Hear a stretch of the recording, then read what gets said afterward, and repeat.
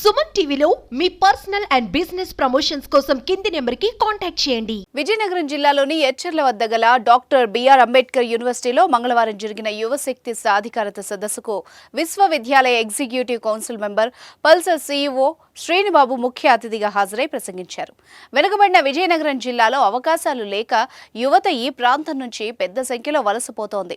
ఈ ప్రాంతం అభివృద్ధి చెందాలంటే వాళ్ళకి పెద్ద ఎత్తున ప్రతి మండలానికి ఏటా 2000 వరకు ఉద్యోగ అవకాశాలు కల్పించాలన్నారు.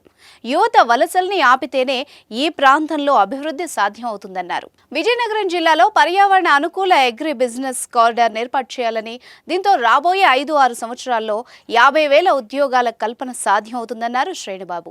ఈ కారిడార్ ఏర్పాటు చేయడం ద్వారా నిరుద్యోగాన్ని పారదోలడమే కాకుండా స్థిరమైన ఆర్థిక వృద్ధికి మరియు వ్యవసాయ సామర్థ్యాన్ని ఉపయోగించుకోవడం కూడా సాధ్యం అవుతుందన్నారు. వెనుకబడిన ఉత్తరాంధ్ర జిల్లాలోని విజయనగరం జిల్లా నుంచి ప్రతి సంవత్సరం 20,000 మంది గ్రాడ్యుయేట్లు వలసపోతున్నారని, ఈ యువత శక్తి సామర్థ్యాలను ఈ జిల్లాలోని సాంప్రదాయ వ్యవసాయ పద్ధతులకు సాంకేతికత జోడించి ఉపయోగించడం ద్వారా రైతులు సాధికారిత సాధించవచ్చునన్నారు.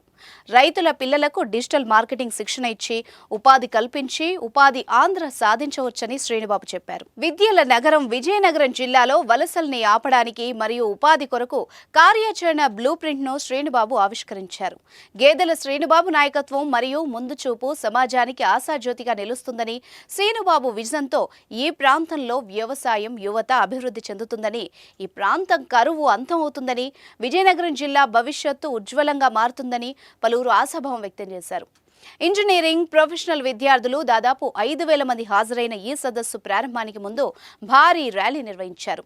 స్థానిక ప్రతిభకు అవకాశాలు ఇవ్వాలని, స్థానిక పరిశ్రమల్ని ప్రోత్సహించడం ద్వారా విజయనగరం జిల్లాని అన్ని రంగాల్లో ప్రగతి పదంలోకి తీసుకెళ్లవచ్చని శ్రీనుబాబు ఆశాభావం వ్యక్తం చేశారు.